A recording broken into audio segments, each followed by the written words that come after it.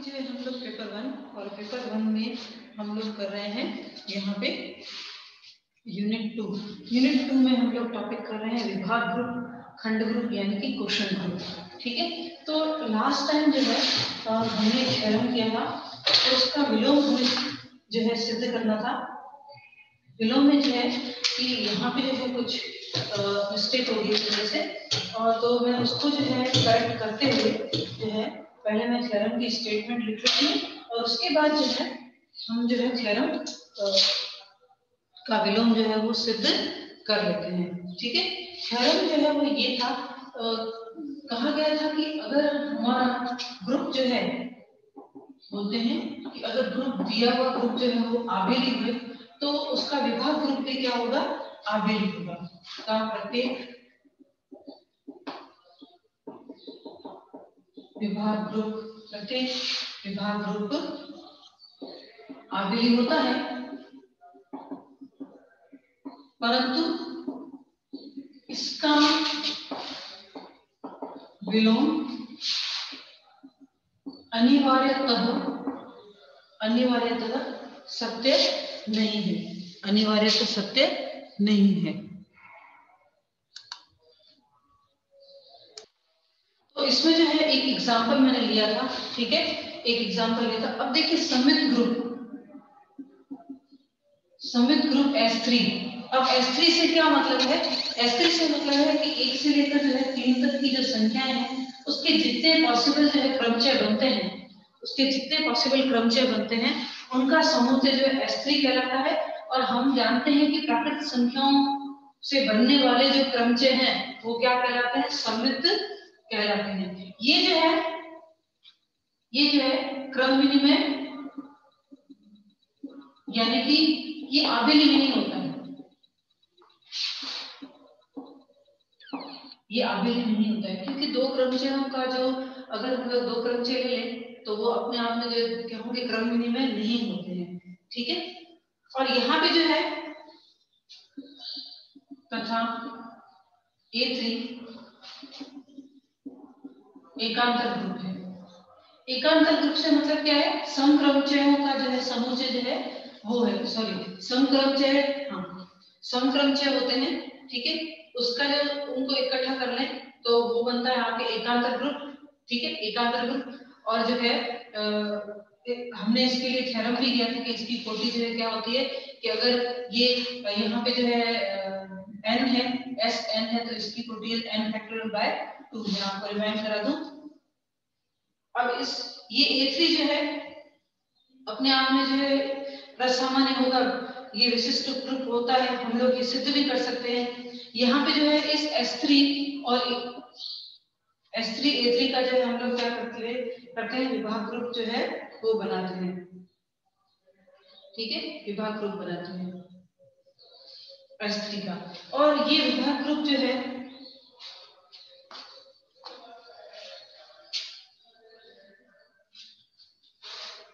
मैं पहले S3 लिख लेती हूँ, इसके बाद जो है हम लोग पहले मैं S3 लिख लेती हूँ।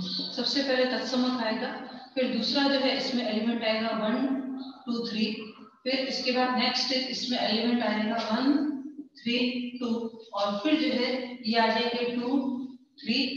ठीक है, 1 3 और ये 1 2। ठीक है, और A3 भी लिख लेती हूँ।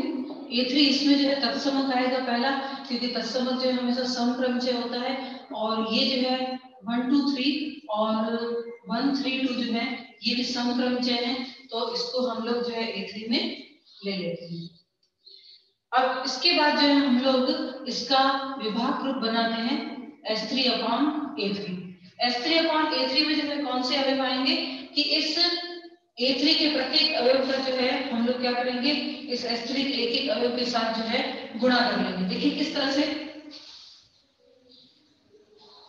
जिसे ये समुच्चय आपका जो है सबग्रुप जो है A3 और इसके साथ 1, अगर आप देखेंगे कि ये तत्समक के साथ गुणा करेंगे तो ये जो है इस तरह से वही सेम अवयव आएंगे, यानी कि ये आपके A3 आएगा। अगर मैं आपको सारा करके बताऊं तो और A3 का ही जो है गुणन किसके साथ, अब आपके ये 1 2 3 के साथ, 1 2 3 के साथ, यानी क्रमचय 1 2 3 के साथ अगर गुणन करते हैं, चलिए तत्समक के साथ अगर गुणा करेंगे तो ये फिर से यही अवयव प्राप्त होगा, फिर से यही अवयव प्राप्त होगा। आप देख रहे हैं,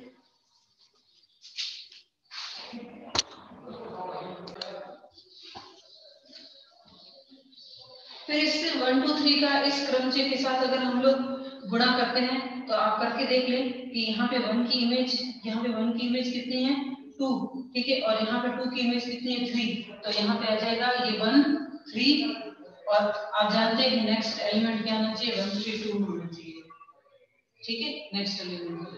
अब ये 1 2 3 का मल्टीप्लिकेशन इस एलिमेंट के साथ करें तो यहाँ पे जो है देखेंगे कि 1 की इमेज कितनी है 3, ठीक है, और यहाँ पे जो है 3 की इमेज कितनी है 1, तो यहाँ पे ये आ जाएगा 1।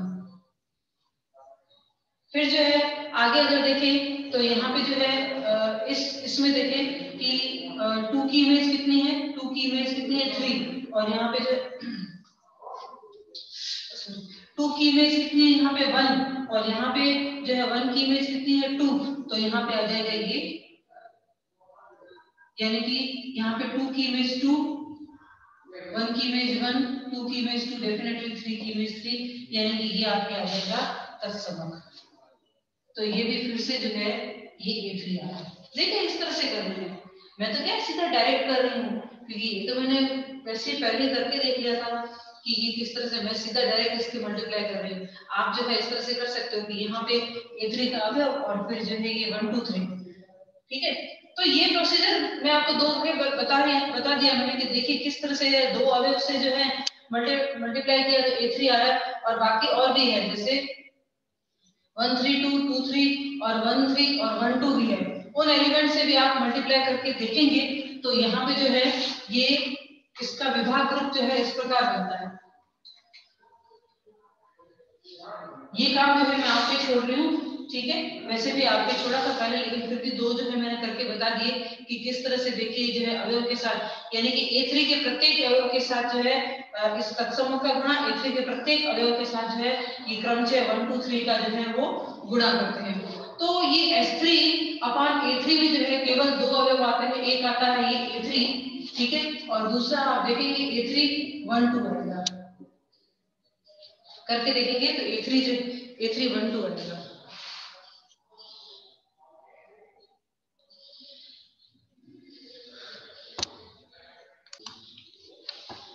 तो यहाँ पे जो है बाकी के अवयव से, जैसे 1 और 1 2 3 से मैंने किया, ये बाकी चार अवयव जो बचते हैं उसके साथ आप क्या करोगे, A3 का जो है मल्टीप्लिकेशन करोगे और फिर जो है देखोगे तो एक अवयव A3 आएगा, एक A3 1 2 आएगा, ठीक है।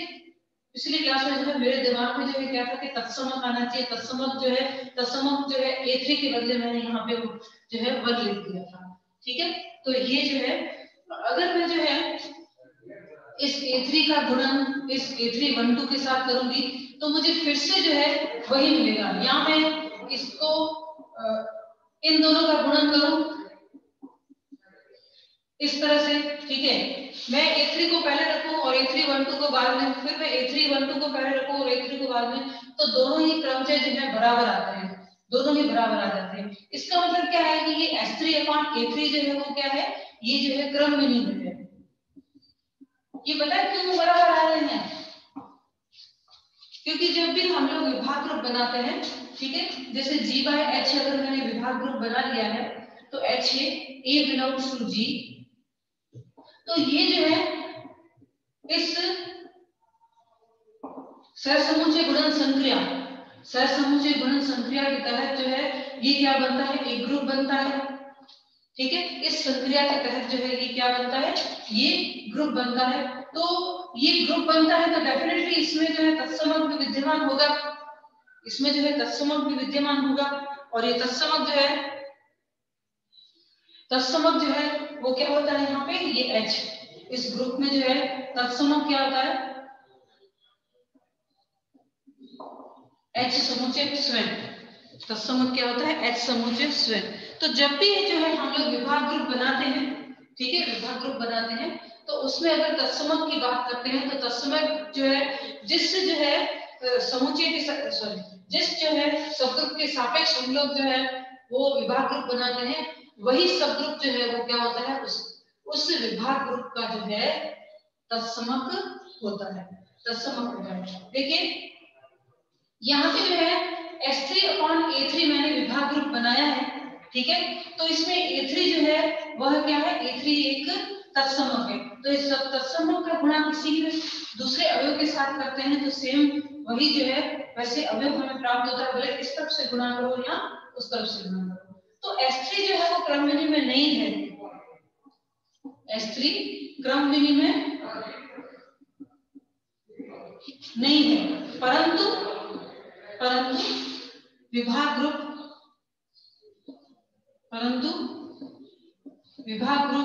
S3/A3 क्या है, क्रम विनिमय, यानी कि यहाँ पे फिर से लिख देती हूँ, आगे भी लिख देती हूँ जैसे आपको ध्यान रहे।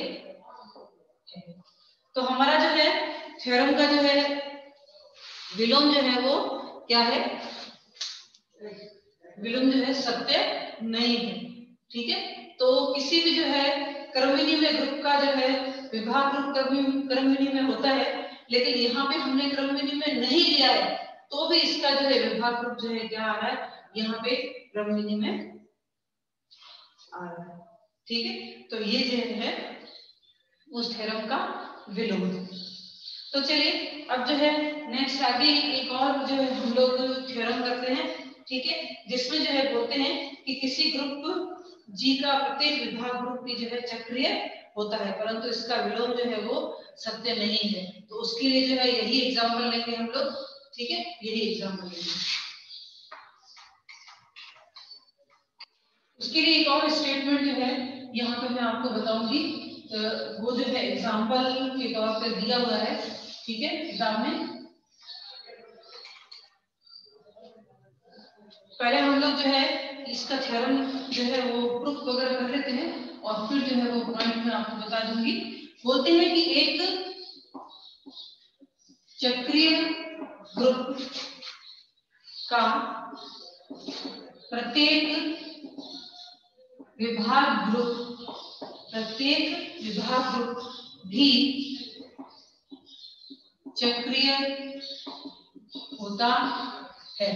भी चक्रीय होता है, किंतु इसका विलोम अनिवार्यतः सत्य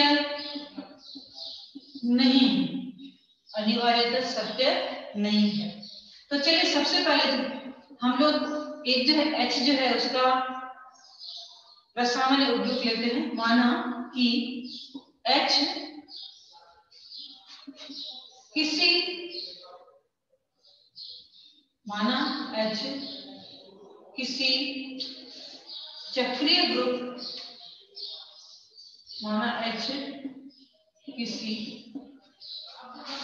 चक्रीय ग्रुप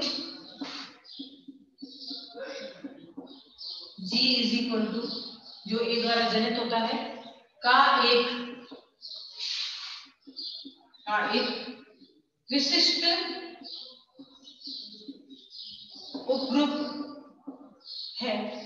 उपग्रुप है, लिखेंगे कि चूंकि G का प्रत्येक अवयव a की घात n बिलोंग्स टू z के रूप में है,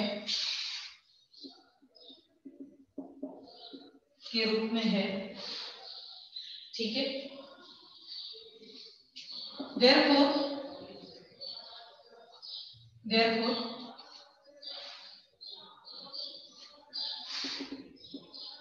मान लीजिए कि h की घात n belongs to G by h। अब यहाँ पे G का प्रत्येक अवयव जो है a की घात n के रूप में है, a की घात n जो है अपने आप में एक अवयव होगा, तो उसको लेकर हम लोग कॉसेट बनाएंगे h a की घात n, तो ये एक कॉसेट बनेगा, ठीक है। तो हम लोग क्या कर लेते हैं, इसी को लेके सिद्ध करते हैं। h a की घात n का मतलब होता है h a इंटू a से लेकर a और कितनी बार, n बार। ठीक है, अब यहाँ पे जो है हम लोग सहसमुच्चय गुणन संक्रिया का जो है यूज करेंगे। तो h a है तो मैं h a से लेकर h a कितनी बार लिखूंगी, यहाँ पे n बार। ठीक है, ये लिखूंगी n बार। अब h a का गुणन जो है कितनी बार आ गया है, n बार, तो इसको मैं लिख सकती हूँ h a का गुणन जो है वो कितनी बार आ गया है, उसकी पावर कितनी आ जाएगी, h a की पावर आ जाएगी यहाँ पे n। ठीक है, तो एक अवयव जो है मैंने यहाँ पे एक अवयव विभाग ग्रुप G/H में जो है एक लिया था, जिसको हम लोग इस प्रकार रिप्रेजेंट कर सकते हैं। किस तरह से, HA उसकी घात n के रूप में जो है यहाँ पे रिप्रेजेंट कर सकते हैं। दैट मीन्स कि यहाँ पे क्या होगा कि ये जो प्रत्येक अवयव जो है, इस विभाग ग्रुप का प्रत्येक अवयव जो है वो क्या होगा, किसके फॉर्म में होगा, यहाँ पे ये मैंने कोई भी एक अवयव लिया था और उसको मैंने बता दिया कि HA की घात n, यानी यहाँ पे जो है इस विभाग ग्रुप का प्रत्येक अवयव जो है इसको हम HA की घात यानी कि पूर्णांक, HA की पूर्णांक घात के रूप में जो है हम लोग लिख सकते हैं। Therefore मैं सीधा ही मैं कह सकती हूँ कि ये G/H जो है वो HA द्वारा जनित होता है। G/H जो है वो क्या होता है, HA द्वारा जनित होता है। ठीक है, इसके द्वारा जनित होता है। इसका मतलब है कि ये जो मेरा विभाग ग्रुप है वो क्या है, चक्रीय है। Therefore G/H विभाग ग्रुप, G/H विभाग ग्रुप, G/H चक्रीय ग्रुप है, चक्रीय ग्रुप है जो HA द्वारा जनित होता है। उसका जनक कौन सा है, ये HA। ठीक है, जनक कौन सा, HA। अब जो है इसका विलोम,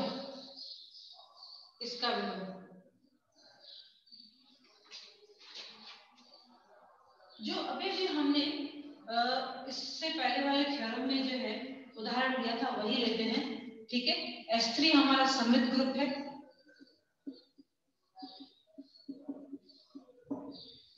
S3 हमारा सममित ग्रुप है और S3/A3। ठीक है, S3/A3 की कोटि 2 है। Therefore क्या कहेंगे, अतः S3/A3 चक्रीय, S3/A3 चक्रीय ग्रुप है। S3/A3 जो है चक्रीय ग्रुप है, यानी ये जो विभाग ग्रुप जो है इसकी कोटि 2 है, तो ये एक चक्रीय ग्रुप है। ठीक है, ध्यान रखिए कि कभी भी जो है अभाज्य संख्या की कोटि वाला ग्रुप, अभाज्य संख्या की कोटि का ग्रुप चक्रीय होता है। ठीक है, अभाज्य संख्या की कोटि का ग्रुप जो है वो क्या होता है, चक्रीय होता है। 2 जो है एक अभाज्य संख्या जो है यहाँ पे